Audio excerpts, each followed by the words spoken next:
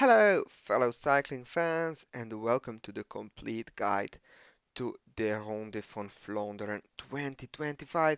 In this video, I will break down complete race profile, we'll check the map as well as the weather, then I will present some possible tactics from the top teams, and in the end, as always, I will pick my winner of this race while we look at Bookmaker's odds. The race starts in the city of Brugge and goes through the Flanders all the way south to Oudenaarde, where we will have two loops around it. First this red loop and then the small black one taking us home to Oudenaarde. The race is 269 kilometers long. First half is almost completely flat, but once we reach Eau de Quaremont at around 129 kilometers, then we are climbing along 12 brutal Flemish climbs. To understand the race tactics, first we must take a closer look at the weather. On Sunday in Flanders it is going to be really sunny, no clouds and no chance of rain, some 10 degrees Celsius throughout the day. The wind will be from the east, some 5 meters per second. 5 meters per second is around 17 kilometers per hour. Considering that it is from the northeast, that means that it will be headwind in this part of the course and it will be tailwind in this one. Now we're going to look at the course in detail. The first climb is the aforementioned Quaremont, still on the yellow path. But before Eichenberg, the second major climb of the day, we are moving on to the big red loop. So, the first of the climbs that will have headwind is Eichenberg, followed by Wolvenberg, then three cobbled sections, Holleweg, Karel Martelstraat and Jagerey. The final climb that will have headwind is Molenberg, followed by another cobbled section, Padestraat. After Paderstraat, we are entering the final 100 kilometers of the race. We will also have tailwind, and this is where the action will probably kick off. First climb with tailwind is Berendries, then Walkenberg, and finally Berg ten Hoyte. And this is where I expect the first major attacks to come. Final climb with tailwind is Hotond, and then we're moving on to the second passage of Eau de Quaremont, followed by Pateberg, and at the top of Koppenberg we are entering the final black loop. Before we move on to the black loop, let's do a quick check of these all important climbs. Eau de Quaremont is 2.6 kilometers at just 3.5%, but the maximum gradient is around 7.5%. Pateberg, however, is a completely different beast. Just 400 meters long and an average gradient of around 10%. It features the maximum gradients of around 12%. And Koppenberg is probably the hardest climb in the race, 600 meters long at 9.7% with a maximum gradient of around 13.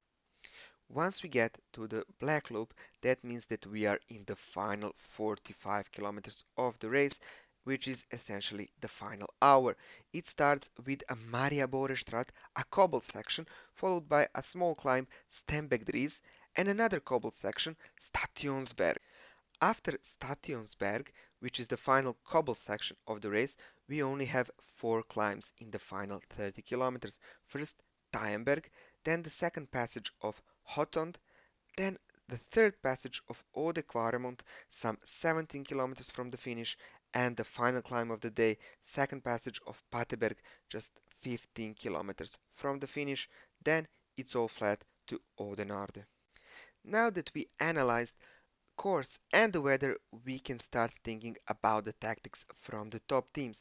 Obviously, two teams are in front, that is Alpecin-Decky Unique and UAE Team Emirates, with Mathieu van der Poel and Tadej Pogačar respectively. Then we have three challenger teams.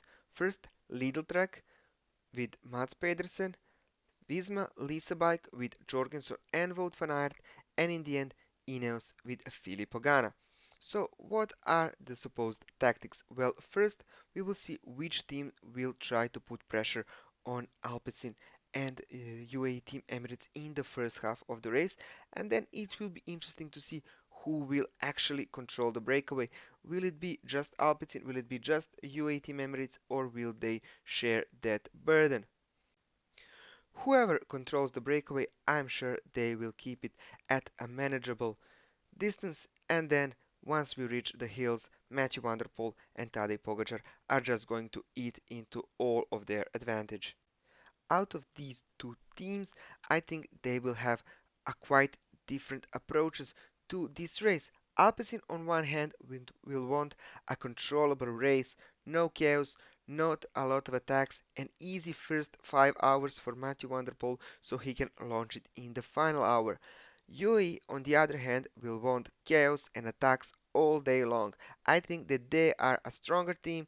They have Valens, Narvaez, Morgado. They are going to drill it maybe even from the first passage of Eau de Quaremont, for sure on Eichenberg, Wolvenberg, those kind of climbs on the red loop, and they want to set Pogačar up for the second passage of Eau de Quaremont.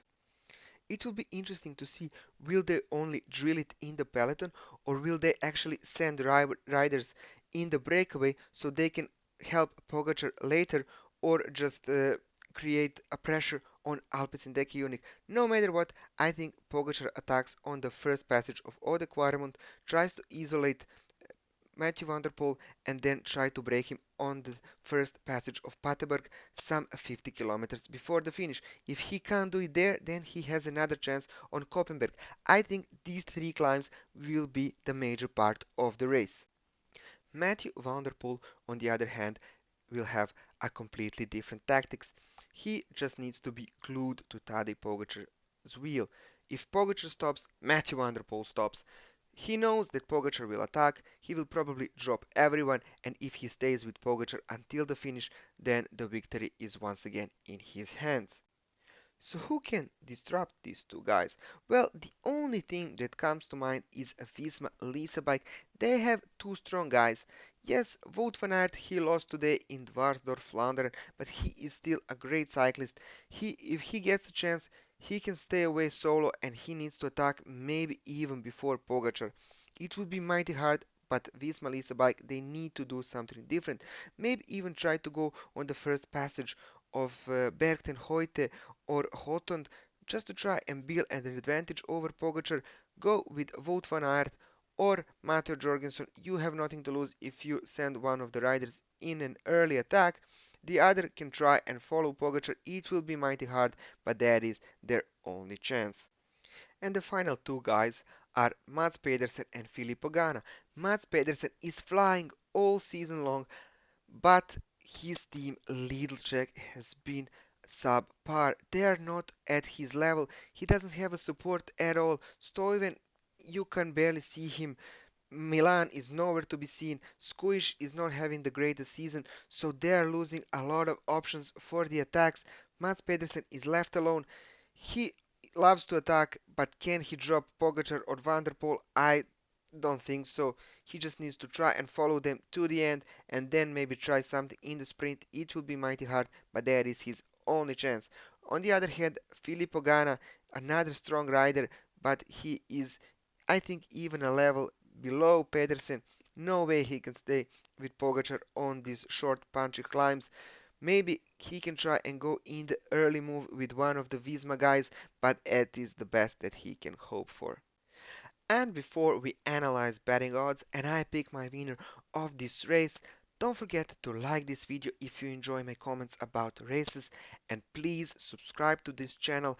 No monetization, not a single dollar was earned from these previews. I'm doing it only from my pure love for cycling, so please subscribe, it really helps the channel.